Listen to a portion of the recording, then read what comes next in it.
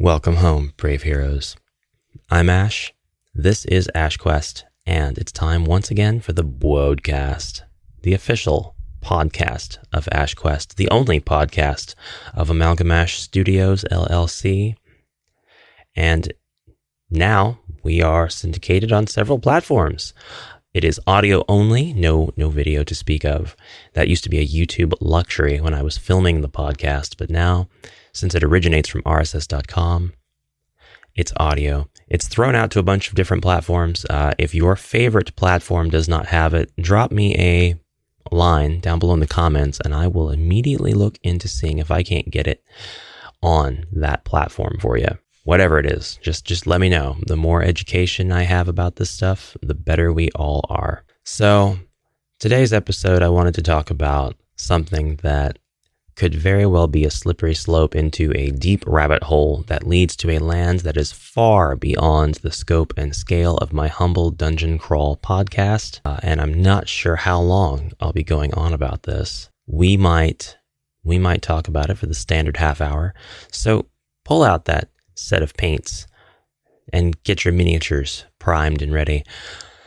Or pull out your magic decks for your card sortation. You know what? We've got St. Patty's Day coming up, and not in honor of that, but because she's just up here permanently. I have on my desk my warlock halfling from HeroQuest, and yes, she is officially a halfling. There's no halfling lore, but the designer notes of Shauna Nakazone say that she is a halfling, and that was published on Hasbro's website. Designer notes don't have to be published, so it doesn't get more official than that until they start referencing it directly in quests. And I've got my Magic the Gathering cards. If you want a really quick and easy way to get a St. Patty's Day sort of leprechaun association, I guess, you can use Gretchen Titchwillow. She's a legendary creature, a halfling druid, and she can be brought into play with a single green terrain and a single blue terrain. This is not a Magic the Gathering podcast, though. This is a HeroQuest dungeon crawler and dungeon crawl adjacent podcast. And I mean, we took a little bit of a segue into halflings. The Ogre Horde, against the Ogre Horde is all the rage right now. But the thing that we're going to talk about is breaking away from that as well. And the thing that we're going to talk about is AI, artificial intelligence. Specifically, might I add, where it comes into play regarding assets that could be used to supplement, augment, or perhaps compete with our favorite dungeon crawler game. We have had some strong opinions over the last several months that I've observed in different places. I haven't gone on to search for these opinions. I've just seen them pop up. I'm sure that there's a lot more discussion, probably pretty deep discussion, probably pretty detailed. Hopefully very civil on both sides. And I say both sides, but I very much believe in spectrums. So I think that there's probably a spectrum of thought on this. And I decided to pose the question in my own BwodeCast Q&A, which is a channel in my own Discord server. You can find that if you go check out YouTube. I don't know if I have it linked in the podcast description. If I don't, I might look into that. But check out the description on YouTube, which is where people leave comments, and you can find it. And I asked the question, brave heroes, evil wizards alike. For the upcoming BwodeCast, I wanted to allow the ogres some time to breathe and get on a topic that one of my favorite content creators, Jordan Sorcery, has covered that merits as much visibility and discussion as I could offer. Again, within the limited scope, because this is a broad topic concerning the use of generative AI, or IA, and their ability to help creators create works of homebrew. So, what is your take? The first person to comment was Joe, who had a very well-worded answer, and we get nothing but civil in my Discord. I don't know if it's because I've just been blessed with a really great foundational community. If perhaps the very vibe that I give off just puts off people who want to be competitive, and so they just don't join to begin with, don't support the channel, whatever. All of that's totally fine. But really, we have a lot of really good discussion in here. Everybody took this subject and ran with it, but ran quite safely. So love that. Love that. Just wanted to give a special shout out and thank you to everybody who participated in this question and answer session and the discussions that resulted from it. So Joe says, AI is a handy tool, but it is a tool. It depends on how it's used. If it's just write me a quest using these monsters, then it's going to be as dull as dishwater. Only an artist who has a vision of what they want is going to get the best out of it. It's like a paintbrush in that regard. My eyes aren't good. I use head magnifiers to make up for my poor eyesight. Basically, I'm enhancing my skill artificially, but it is still my color selection, my overall vision for the model that will, with a degree of error, roughly be met. AI isn't creative, it just follows carefully chosen prompts. It can't imagine anything. It can only be derivative of other existing works. Now, let's say, for example, you didn't have arms or legs and wanted to create a piece of art. You could give AI very precise instructions to put this there and that there. It's just a tool following prompts, just as word processor corrects spelling and stuff. It can offer different ways of phrasing things. Let an AI create an entire essay, then see what happens. Garbage in, garbage out. Anyway, the thing is, AI is here to stay. It's not going away. You can't put the genie back in the bottle. As humans, we have to adapt and survive and perhaps support artists where it can. I mean, can AI be abused to create cheap knockoffs? Absolutely. Does it threaten digital artists? Most likely. But technology has already harmed most creative industries in that way. I know many pro photographers who covered events and gigs and stuff who were hit hard when Getty came out. Most now make their money doing wedding photos.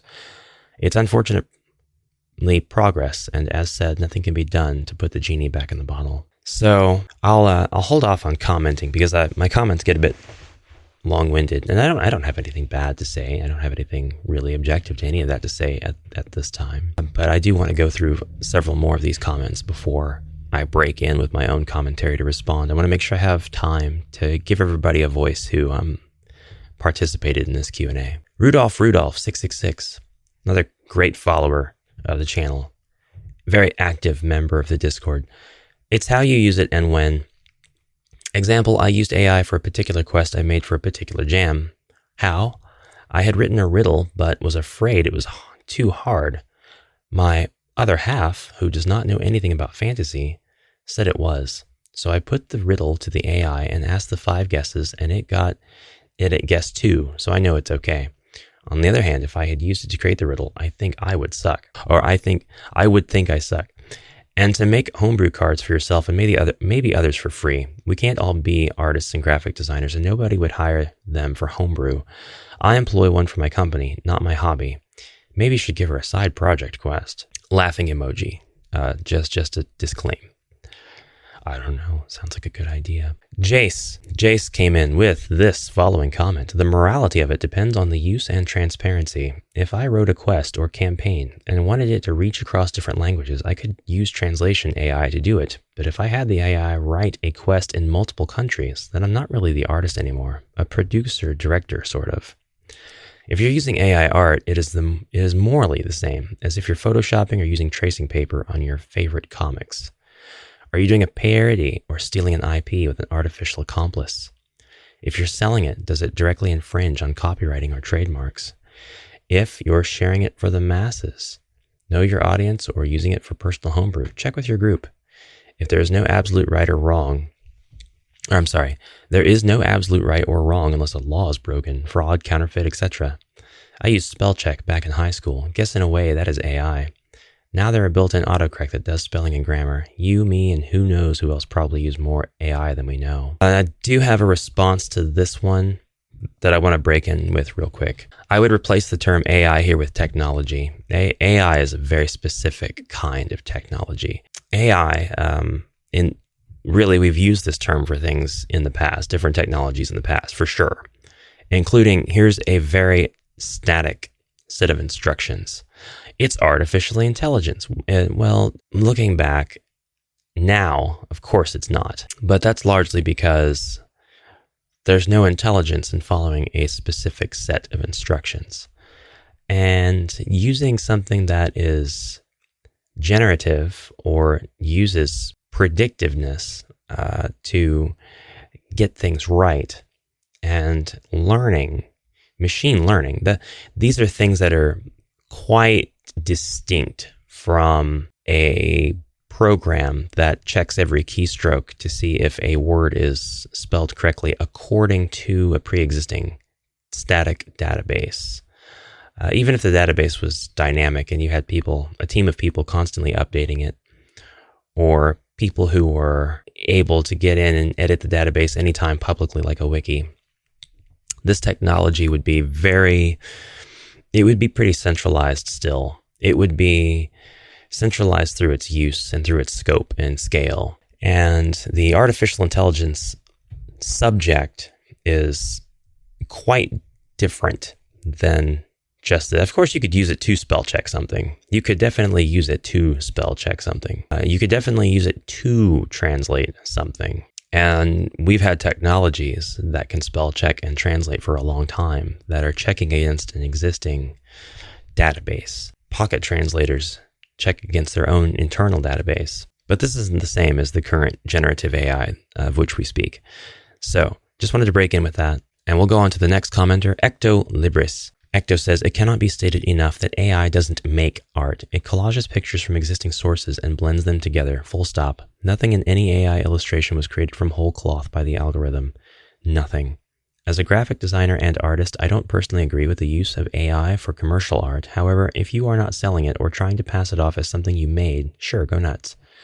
In the case of using it to flesh out a custom quest with some spot illustrations or wicked cover art, and you're upfront about it and not selling it, then yeah, that's fine. But you didn't make it and you don't own it, so don't pretend either are true.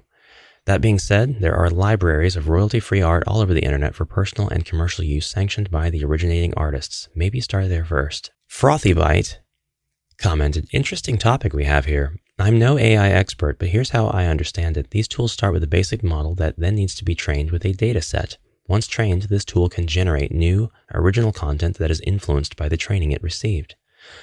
I know these things can continually loop back on themselves at this point, but for simplicity's sake, model plus training data set equals tool, capable of generating new output directly influenced by the training data set. If you change the training data set, the tool is different and acts accordingly, generating different outputs. Please note, I didn't call the output art intentionally up to this point. Humans use tools, think of a paintbrush or violin or computer, that have had hundreds, if not thousands upon thousands of iterations of improvements or changes over time. And each iteration created a more specialized version. I bet the first hammer was actually one's own hand. Ouch. Just breaking in really quick with a bit of stupid commentary. The very first hammer that I use is going to be somebody else's hand. But anyways, moving on. FrothyByte continues, humans use tools to make new stuff, and arguably everything we make can be classified as art to the right person. Hell, this post is a new work, but it definitely has been influenced by my whole life's experiences, including education and ignorance on lots of things. Here are rhetorical questions. 1, how is this AI tool different than a hammer, paintbrush, or computer? So I know that, breaking in again here, I know Frothy's has had kind of a disclaimer on the use of tools evolving over time. AI tools are different because they, specifically the ones that are invested into. Now, I'm going to go ahead with a distinction here. We do have public access to tools on which we can train our own data sets. And we do have access to the knowledge to create our own generative artificial intelligence tools that we can feed our own data sets into to get these results. And at Frothy's point, they'll definitely go back on themselves, and you could have the same prompt typed in 100 times and get different results, dozens of different results every single time. Absolutely every single time. And if you don't get a different result every single time, then it's not really machine learning anything. It's not really the AI of which we speak. But the tools that large companies have invested millions and billions into at this point, not to get too far out there, these tools use the internet. They use the works of other people in a derivative manner. They're being machines, not able to have the concept or utilize the concept of inspiration. They canvas over works of art, not as if they are works of art, but as if they are simply numbers. And they look for patterns of numbers, the assemblage and presentation of which they have been rewarded in order to give good results whenever a generative text prompt is fed into them. So that's fundamentally how these machine learning algorithms are made and how they continue to grow. And when we talk about this kind of AI, we're really talking about all kinds of AI. I realize, because the question was pretty open.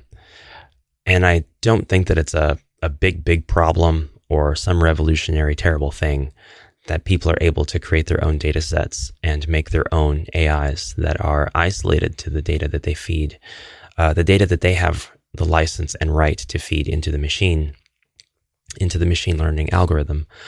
But the larger tools that scour the internet for things, you wouldn't be able to take a homegrown machine learning lab and say, please create a picture of Conan the Barbarian using, I don't know, Walt Disney's trademark style, while also using Finn the Human's sword, grass sword specifically from Adventure Time.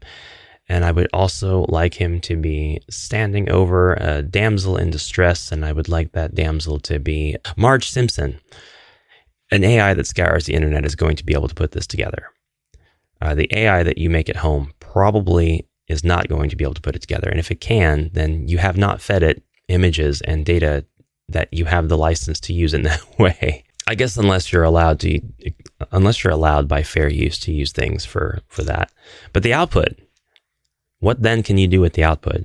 So that to me is very different than hammer, paintbrush, computer. That is very, very different from screwdriver. You, to Joe's point, are able to be in command and in control of what you've got going on if you are the one who also created your own model, if you created your own algorithm. If you pretend, to kind of counterpoint that your AI is actually a person, and you tell that person, I command you. You don't have to command them. You can request that they do it nicely. I want you to do this, that, and the other. They're still going to bring their own interpretation to it. And the AI model, as well as this hypothetical servant, they'll both have quirks that make the piece of art every bit as much theirs as it is yours. Don't agree? I'm going to use an old music example that I've thought about. It lives in my head rent-free. I used to subscribe to Keyboard Magazine. I'm not getting too off topic here, I promise. I used to subscribe to Keyboard Magazine, and I would read it for the tech news and for their tech reviews. And I was very big on synthesizers and keyboards, and where my checks allowed, I would invest into hardware from time to time. And I read an article once that somebody was like really proud of the brand new Roland on the market. It had a very distinct sound. They thought it was so cool. Not proud. They were really impressed by it. They bought this tool and they made their music, their art, their creation. They were in full control of it. And they played the song that they made for their friend, and their friend was like, yeah, man. Yeah, that new Roland sounds awesome. I really dig its distinct tones and the way that it sounds. That synthesized, that's so characteristically Roland, you know. This was not a good feedback for the artist. Without sounding too pretentious, that the artist was more concerned with their music being seen for what it was, their composition being seen for what it was. And they realized in using a sound that was nuanced but known to be distinctively Roland, they learned this.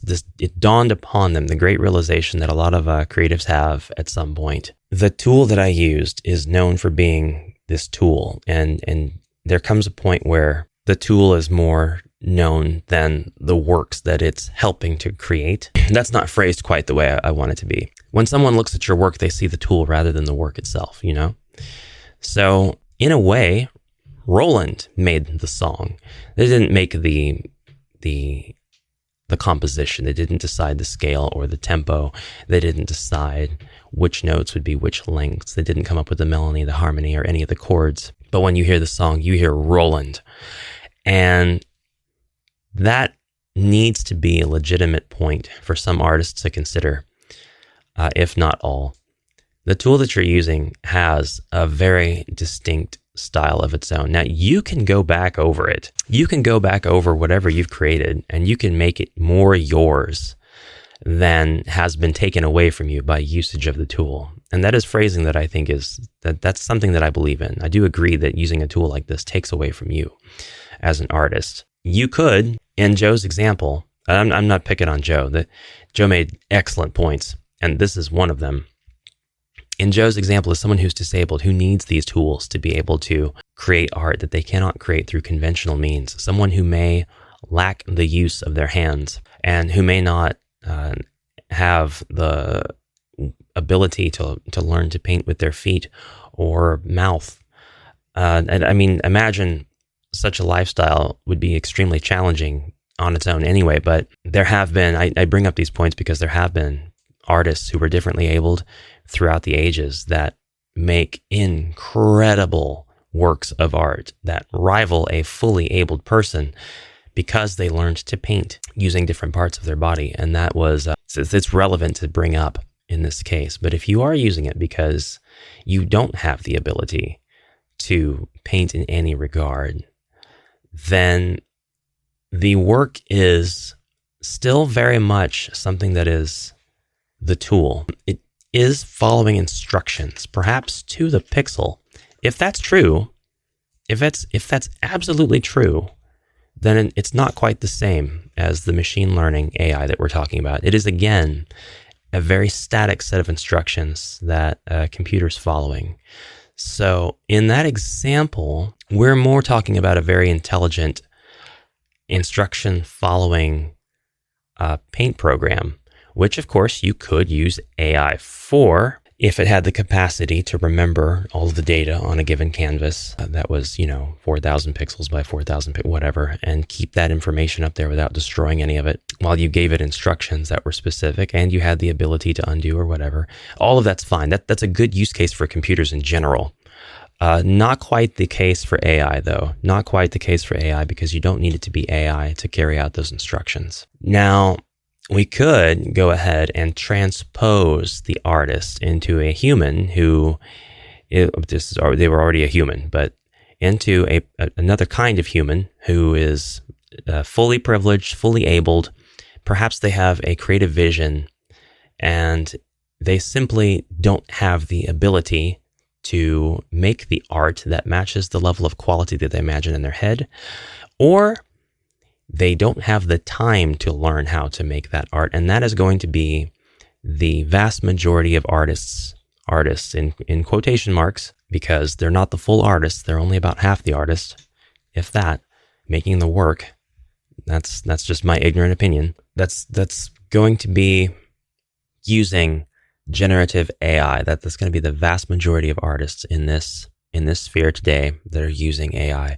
And that's going to be their use case, that they simply want to make something for personal reasons, or a game or a comic or an experience, artwork of some kind. They want the image out of their head and onto the screen. They want to use the tool to bring the thing that they are imagining to life. And perhaps they're using something like Stable Diffusion, which returns many, many results for one prompt, because that's how generative AI works.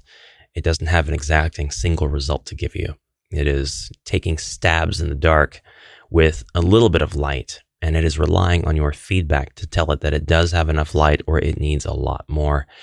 And taking their image and running it back through, taking the best images, running them back through. Like an acquaintance of mine I haven't seen him in quite a long time, hope he's doing okay, who would create AI art for the sake of studying it. And would definitely show what he was able to make, but he would go through the entire process of how he made it. He was very transparent, and he never tried to pass anything off as quote unquote his. He just said, I gave it this prompt, and then it returned several dozen images, and I chose one. A lot of them looked very bad, probably due to the age of the tool at that point. This was a couple of years back, and AI has grown very, very quickly in a short amount of time, but fed the desired image or the most ideal image back into the tool with more instructions, and was able to refine it. And this didn't happen every time. Sometimes he'd feed the image back in, and instead of being refined, it came out worse. All of the results were simply worse. And again, this is more attributed to the age of the tool, or perhaps it could have been operator error. He miskeyed a prompt, or at that point, the combination of prompts was just too much for the AI to really come back with something relevant for him. But he'd end up with an image that he was proud to show off, and he would let us know, about how many hundreds, if not sometimes thousands of images he had to discard in order to get to that point. And like a use case like that's fine. It's still scraping, and I think that the act of scraping is probably the highest on people's lists of why AI bad. It's hard to say you can have one but not the other. You can have a tool that scrapes and provides people with something that helps them archive or bring to life a concept or an idea that they're not going to commercialize, that they're not going to claim as their own, that they're going to be transparent about, and present it to a very specific audience for a specific use case. I think that that's going to be fine. I think that, however, using your own art and training your own model, which I think this is going to be the extreme minority. This is probably the smallest minority of generative AI use cases. But if there is an artist out there who has simply drawn a ton, somebody like Genzo Man or something, who has drawn just so much art, and they fed only their art to the machine, and they gave all of their art different keywords and values, and they trained it properly. A process to which I'm completely ignorant. I don't know how long this would take. I don't know the scope or scale of that kind of work process. And then Genzo Man began to come out with more work at a rapid pace, but it was all AI generated, but it was still Genzo Man, 100% Genzo Man. That would be interesting, and that would also be fine. It would, again, be sort of a collaboration between Genzo Man and the tool, because, again, the tool is taking an interpretation of what the right combination should be and is offering it up for Genzo Man to approve or deny. Much in the same way as if you sent out a pack of goblins to collect shiny rocks and bring them back to you, you're going to approve or deny those rocks. And if you show them to your followers, are you really going to say that you chose those rocks, that you collected them, that they're all yours? I guess you still could. It just depends on the context. But really taking something and no matter how specific your prompt is, and really the more specific it is, the more varied your results are going to be every time you run it, on something that scours the internet for images and scrapes images and data from the internet, and scrapes other people's works without their permission. I don't think that this is at all the same. And this is where a lot of different people are going to differ and be in different places on the spectrum of thought concerning AI. I don't think it's okay to scrape other people's works for the purpose of selling it. And the argument is going to be, well, a human can do it because a human can scour images and makes something that's derivative or inspired based on what they've seen in their life. But we'll get to that point, which is a pretty good point. But I've always known that point was somewhat refutable. We're gonna refute that, or at least offer a counterpoint to it. Maybe not refute it. That might sound a bit pretentious. We are definitely going to offer a good, valid counterpoint to that, though, here a little bit later. We've got quite a bit to read through, and I stopped on FrothyByte's list here. He only got to point number 1, which is, how is this AI tool different than a hammer or paintbrush or computer, before my interruption. But pardon my long segue and rant. Let's get to point number 2 from FrothyByte and back to the comments. How is this different than a human being influenced by others' works of art and then creating something similar? Are we humans just complex models and our life experiences the training data? And I think it would be hard to argue that any musician or painter hasn't been somehow influenced by someone who came before them in one way or another. If I own or am able to secure legitimate usage rights of the totality of the training data, shouldn't I be able to claim ownership of that new output and to subsequently monetize it according to those rights? If I own or am able to secure legitimate usage rights of the totality of the training data, shouldn't I be able to claim the output as a new piece of my own art? 6, and final, what about public domain knowledge or art? Can I feed Mickey Mouse into the model and still call it my own at this point? How about if I use the US Constitution or Sun Tzu's Art of War? How much is to be my personal own to get that ownership label over the output? Unfortunately, US copyright law, has many nuances, and it's going to take years upon years to work its way through the legal system here in the US. Don't expect any pioneering leadership out the US Congress either for a long time. So a lot of my rant addressed those other points as well, without me having read ahead to know what I was going to be responding to. I do think something that you make is going to be 50% yours, not in terms of rights or ownership, but in terms of how it was created. EctoLibris had more to say. Being influenced by something is not the same as using the exact thing and literally blending it with something else. Influence in art is based on style or approach, how you draw or paint, not necessarily what you draw or paint. Repurposing art in collage or changing its meaning by juxtaposing with other images requires intent. You, the human, are deciding the placement and purpose. Prompting an AI with a desired outcome surrenders that control and doesn't end with the same effect. The dataset in AI training is what it uses to make different compositions. AI does not make anything, it just repurposes. It can understand what the elements in a picture are, and then when asked to make a new picture using different elements, it cuts them from its dataset and smooths them into the requested image. Now, let's go a bit further down, past conversation into new comments, and then I have a bit of an attempt here to corral the topic. Let me ask, how might this impact fantasy gaming, fantasy writing, fantasy art? Would you play a game that you knew was totally made with AI? Would you play a game that had assistance? Would you take steps to want to know? Do you care enough to look? Joe came back with, I think the end product should be held up to the same standards we would any other game. Buying a game designed by AI, wouldn't deter me from buying it. Only it being utterly rubbish would. I feel an AI game would probably not meet my standards of expectation. It's like if I wanted Tim Burton's Batman and they gave me Joel Schumacher's Batman and Robin. That's the deterrent. For some people, that's going to have the opposite meaning. If an AI produced a first-class product with no flaws, in short, I wouldn't care. Well, when I say no flaws, I actually like flaws. Makes it a bit more human. I mean a flawless imitation of a human-designed game.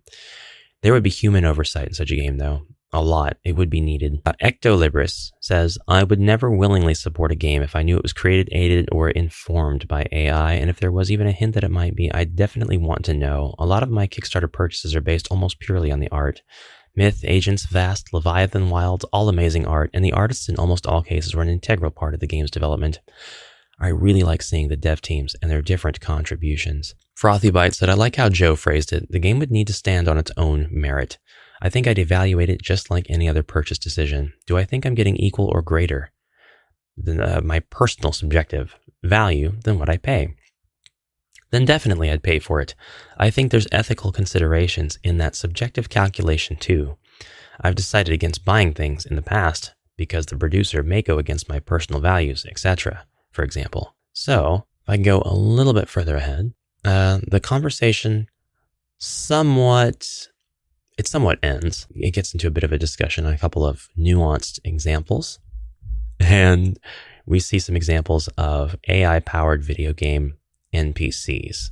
Something I don't like to see because I think NPCs, well, there's not really a problem with it, but if you're using AI to make your NPCs and they all have that connection to your AI, to your data set, and they respond to the player, they're all going to sound like the same person. They're all going to sound like the exact same person. They're all going to have the same sort of reactions. You might be able to apply certain personality traits to them. You're going to have to, if you want the game to feel good at all. You're going to have to take and apply certain keywords that are like, this is something they definitely will not talk about at all. Or, this is something that they'll definitely try to help you with if you talk to them about it. And it could get kind of interesting. But I think personally, NPCs that are human written, not human edited, not human approved or denied, but human written, they'll sound so much more human.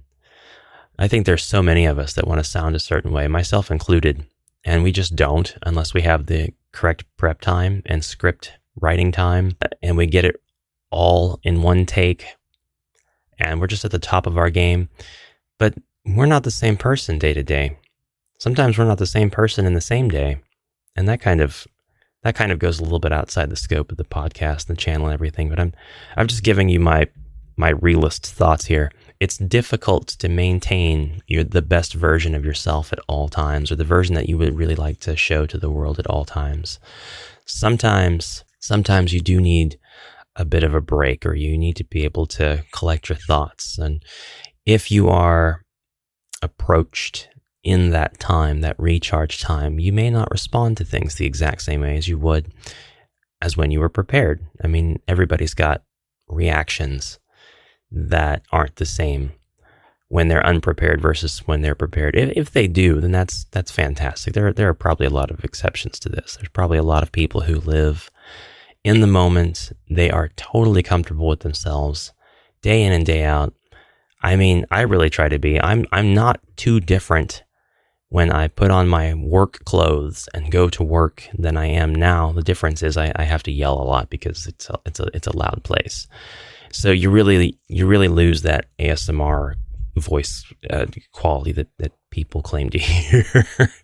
And no, I will never do a podcast or video where I'm just constantly yelling at the camera. Do you have tingles yet? So anyways, I guess I am ready to kind of give my own 2 cents on this. And I kind of have, just by wanting people to make sure they understand exactly what it is that generative AI does, how it works, how it can work, rather, how it usually does work. I think that we're going to continue to see creations that are assisted with AI. I've reviewed a few of them on my channel, and it's not the AI that I want to support at all. It's the individual artists who, not people creating images in this context. I mean, the people who are making the product. And it's super, super important to me that they are transparent about where they get their assets from, if they got them from AI or not, because if I'm presenting it on my channel, then this is tied to me, and I want my viewers to know where they got their assets from, because it may be very important to a viewer. And honestly, that's all the stock I need. That's the only horse I need in the race. I really don't care if somebody agrees or disagrees with that. I need that transparency, because I have viewers who may not wish to support AI related things, and I support that. And I may have viewers who don't care, and I support that as well. In short, I kind of support, all of my viewers, or try to. But doubtless there are going to be, products that are way, way more created with AI than others, in terms of art, perhaps in terms of also text, perhaps the mechanic system was developed using AI. Perhaps there was absolutely no human editing or oversight in any way, just somebody who was really excited because they were introduced to a prompt to text tool and decided to give it prompts, and were just riding that high. And then they got a hold of an image generation program, and then they rode that high, and they were just like, this looks so cool. And there is an innocent and naive purity in being so excited that you have access to tools that can create stuff like this. When you're exposed to that for the first time, it is mind-blowing. And some people get excited because they think, this is how I do it. This is how I can take those things that are in my head and make them real, finally. Because they've just never had time to think about what questions they needed to ask to start at a more, I don't know what to call it, a more humbled beginning. What did they actually need to know to do this in a way where everything would be more theirs and not only a tool represented piece. So I guess in the future, and this is something I've been thinking about as well, and it's not just like an announcement that I'm making here. I'm going to have to make it part of my official rules. I want to review the things that people send me, and I want to communicate with people and stuff that they talk about the stuff that they want to have presented on the channel. And there may be a degree of influence of artificial intelligence that I actually reject if I think that it's promoting its use too much. It is here to stay. There's nothing that I can do to deter people from using it. And I don't really want to deter people from using it. I just want people to be educated on it. But I think that I definitely would not like to be known as the channel that just shows people AI art, HeroQuest card decks. So for that reason alone, I'm definitely going to have to make sure I filter and just ask a little bit more of those who would like their products on the channel. We have had a lot of stuff on the channel that has had fantastic art, and I've seen some great artists out there making stuff with all of the passion and heart that they want to put into such a project, because they also love the games for which they're making the homebrew assets, like HeroQuest and the Chaos event deck from Italy. It has great art. The artist nails the old school feel, and that is something that I personally want to support. I personally want to make sure I support as much of that as possible with my money.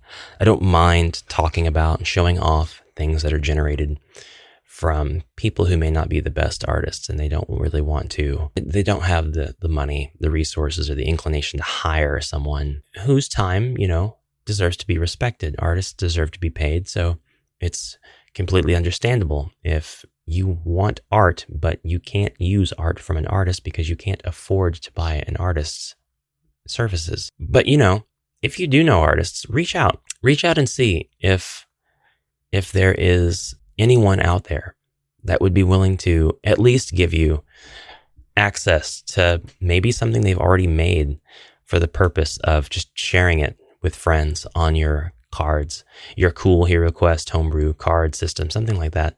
There might be a lot of people who are generous enough to share what they have, or maybe even do a freebie, just a quick couple of sketches just to start you off, because they would rather you support your artists. I was going to say your local artists, but they're not really local.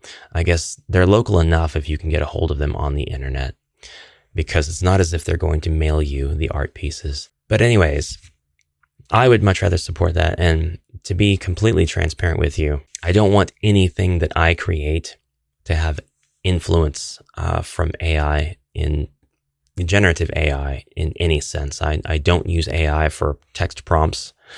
I didn't use AI to write Rewonderland. My wife did not use AI to draw the cover on the old version or on the new version. I will never have AI art on cards or assets that I produce and sell. And I am working right now on a deck of cards that are being illustrated by a very talented artist that I am paying. And it is a very slow process because I'm making this as I get the funds to pay for the art. So I'm actually buying the services a bit far and in between. Few and far between. I think that's the phrase. I'm reaching out about once every month to 2 months to commission this artist under the same contract to be able to use this art in a deck of cards and maybe more in the future. And I'm going to continue paying him until I have all 15 to 30 of the cards that I want to produce. And this will be a deck that I'm very proud of. And I will make sure to be very transparent that AI was not used at all. And the artist is not using AI, because that's a thing that a lot of people are falling victim to, unfortunately. You get responses from a lot of artists online, perhaps Twitter.